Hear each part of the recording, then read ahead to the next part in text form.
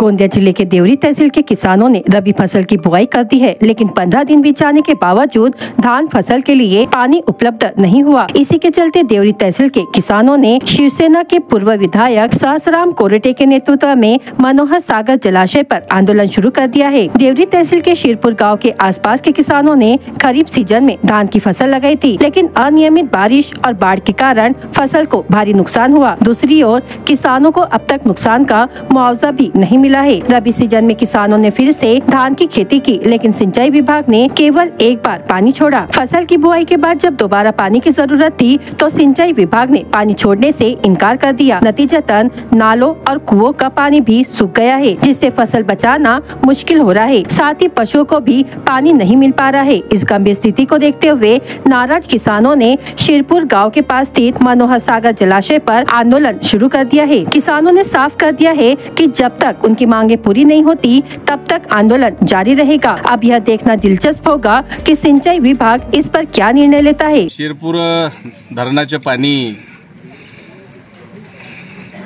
आणि वाघ नदीच्या तीरावर बसलेले दोन्ही थडीवर बसलेले जे शेतकरी आहेत त्यांना ह्या डॅम मधून पाणी मिळालं पाहिजे। ह्या आंदोलनासाठी आपण ह्या मागणी घेऊन ह्या ठिकाणी आज आंदोलन करत आहोत। आज खऱ्या अर्थानं जेव्हा डॅम पूर्णपणे भरतो आणि भरल्याच्या नंतर जेव्हा 7 दरवाजे उघडतात तर ते दोन्ही बाजूला नदी काठावर बसलेल्या लोकांच्या मोठ्या प्रमाणामध्ये नुकसान होतं। पावसाळ्यामध्ये यांचं नुकसान व्हावं आणि त्याची नुकसान भरपाई झाली पाहिजे म्हणून इथला शेतकरी रब्बीच्या हंगामामध्ये रब्बीचं पीक आपल्या शेतात घेतो। पण ह्या अधिकाऱ्यांना काय झालं मला हे कळूनच नाही राहिलं। मी सतत 3 दिवसापासून अधिकाऱ्याच्या संपर्कामध्ये आहे। काल सुपरिंटेंडिंग इंजिनियर आणि एक्झिक्युटिव्ह इंजिनियर आणि डेप्युटी इंजिनियर सुद्धा माझी भेट घ्यायला ह्या भागात आले होते, पाहणी करण्यासाठी सुद्धा आले होते। आज डॅम मध्ये 53% पाणी असून सुद्धा वाघ नदीला आमची मागणी आहे की फक्त शिरपूर पर्यंत आपण पाणी सोडावं।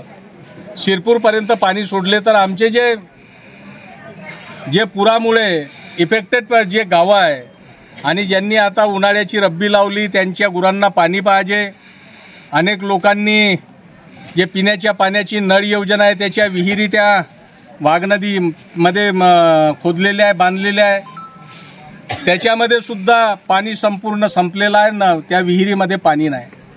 अशा परिस्थितीमध्ये आम्हाला पाण्याची नितांत गरज आहे। अधिकाऱ्यांना आम्ही बोललो पण अधिकारी हे सिरियसली घेत नाही, कारण की यांना काय वाटतो माहीत नाही। यांना कुठल्याही प्रकारची शेतकऱ्याशी काही घेणं देणं नाही अशा प्रकारचं आम्हाला वाटून राहिलं। इंजिनियरनं म्हटलं की आता आम्ही आढावा बैठक घेऊन राहिलो नागपूर ह्या ठिकाणी सुपरिंटेंडिंग इंजिनियर सोबत, आणि आढावा बैठक घेतल्याच्या नंतर लगेच आम्ही तुम्हाला निर्णय देऊ अशा प्रकारचं सुद्धा त्यांनी आम्हाला सांगितलं। मागणी पूर्ण नाही झाली तर नक्कीचपणे याच्यापेक्षा आक्रोशित आंदोलन या ठिकाणी हे संपूर्ण शेतकरी आणि जनता मिळून नक्कीचपणे करणार आहे। चा जो आंदोलन आहे हा पाण्यासाठी आंदोलन आहे आणि आज जे आंदोलन अशासाठी करण्यात आलं आहे की आपण या ठिकाणी लोकप्रतिनिधी असतील किंवा अधिकारी असतील त्यांच्यासोबत आम्ही 15 दिवसापासून संपर्क साधत आहोत की धरणाचं पाणी सोडा, कारण शेतीला जी शेती आहे ती मरत आहे, त्यासाठी पाणी सोडा।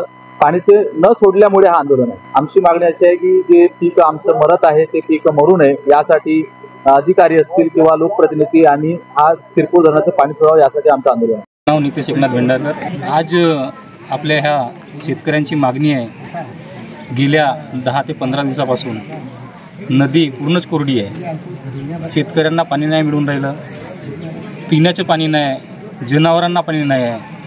कुठल्याच प्रकारचे आम्ही वारंवार आमदार साहेबांकडे गेले, विद्यमान आमदार त्यांच्याकडे गेलं, कर्मचाऱ्यांना फोन लावलं, मग माजी आमदार कोरोटे साहेब यांच्याकडे गेलं, त्यांनी सर्वांना फोन लावला, तुम्ही चालू करा रिक्वेस्ट केली, तरी पण त्यांना आम्हाला आतापर्यंत कोणताच न्याय न मिळाल्याने आम्ही निर्णय घेतला की एक वेळा आंदोलन करू आणि आमची रब्बीची फसल 3 महिन्याची पूर्ण झाल्या पाहिजे यासाठी आम्ही आज इथे आंदोलनाला बसलो आहे।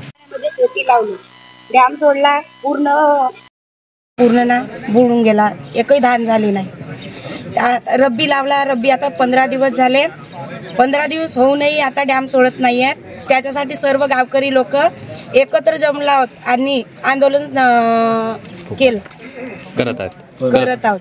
पाणी सोडणार तरी पण सर्व अधिकारी लोकांना एकच मागणी आहे की त्यांनी पाणी सोडण्याचा आमची विनंती स्वीकार करावी.